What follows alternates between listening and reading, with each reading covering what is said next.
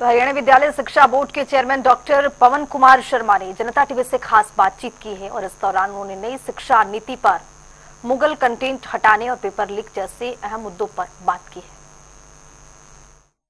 Haryana school शिक्षा board के chairman doctor पवन कुमार शर्मा इस वक्त मेरे साथ हैं। तमाम मुद्दों पर बातचीत करेंगे। खासतौर पर इन दिनों युवाओं को इंतजार है कि 10वीं और 12वीं के नतीजे कब तक आएंगे और इसके अलावा बोर्ड किस तरीके से तमाम गतिविधियों को लेकर आगे बढ़ रहे हैं। मेरे साथ बातचीत करेंगे। सर, सबसे पहले 10वीं और 12वीं के नतीजों का इंतजार है, कब तक नतीजे आने की संभावना है सर? 10वीं और 12वीं के जो नतीजे हैं, लगभग अंकन कार्य कंप्लीट होने के उपरांत जो तीसरे फेज का हमारा कार्य होता है, जिसमें डिकोडिंग वगैरह हम करते हैं, जो एफआर लगते हैं उसका, वो हो चुका है। और कोशिश है कि मई के दूसरे सप्ताह में पहले सीनियर सेकेंडरी, उसके 2 या 3 दिन के अंतराल के बाद सेकेंडरी के परीक्षा नतीजे आ जाएंगे। सर, नतीजों से पहले बात जो है वो जब परीक्षा चल रही थी तब काफ़ी हरियाणा में चर्चा का मुद्दा जो है वो बना। राजनीतिक तौर पर भी आरोप प्रत्यारोप हुए। नकल जो है वो कई जगह पर सीधे सीधे होते हुए देखी गई और नकल के मामले सामने आए। तो ये जो इस तरीके का जो स्थिति बनी सर, ये आगे ना हो, इसको लेकर क्या कदम उठा रहा है बोर्ड सर? जो अभी मार्च 2025 की परीक्षाएं थी, इसमें कुछ एक जगहों पर इस प्रकार के केसेस सामने आए थे जहां परीक्षार्थियों के स्तर पर या एक आध कोई बाहरी तत्वों के स्तर पर थोड़ी बहुत डिस्टर्बेंस होने मिली है, जिसमें हरियाणा विद्यालय शिक्षा बोर्ड में कुल 643 यूएमसी जिसे हम कह सकते हैं, यानी मतलब केसेस बनाए गए और 138 इस प्रकार के जो मतलब हमारे स्टाफ ऑन ड्यूटी जो सदस्य थे उनके विरुद्ध विभागीय कार्रवाई की जा रही है।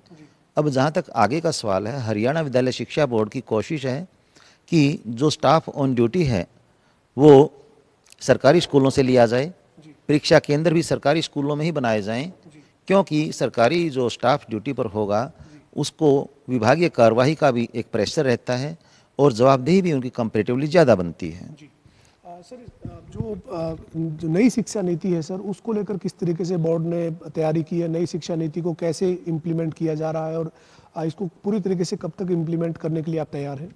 नई शिक्षा नीति NEP 2020 के तहत जो गाइडलाइंस हैं उसमें सबसे पहले तो हमने त्रिभाषाई फार्मूला लागू किया है, जिसमें संस्कृत, पंजाबी और उर्दू 3 भाषाओं में से कोई एक भाषा विद्यार्थी चुन सकते हैं।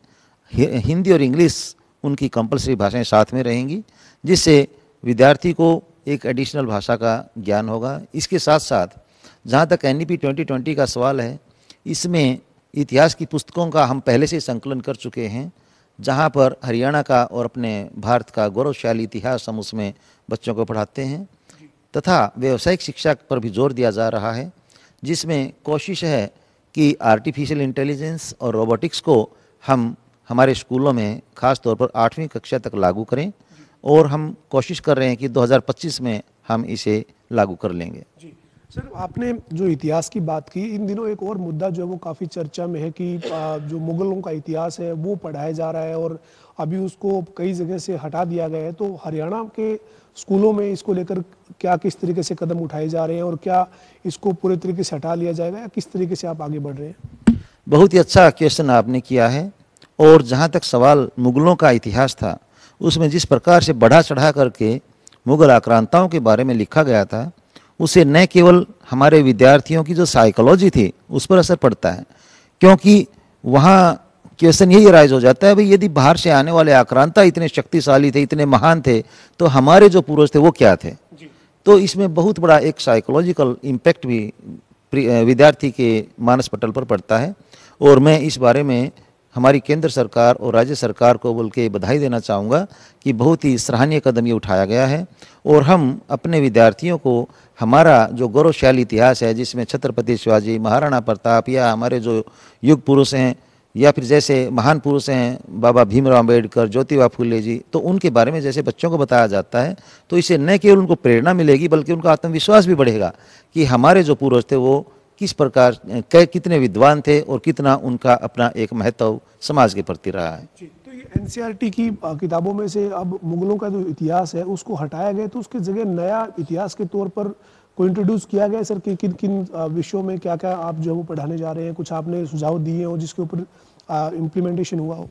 हाँ, अभी निकट भविष्य में इस बारे में पूरे अपने भारतवर्ष के जो शिक्षा मंत्री हैं सभी राज्यों के, उनकी एक बैठक भी माननीय प्रधानमंत्री जी के साथ है।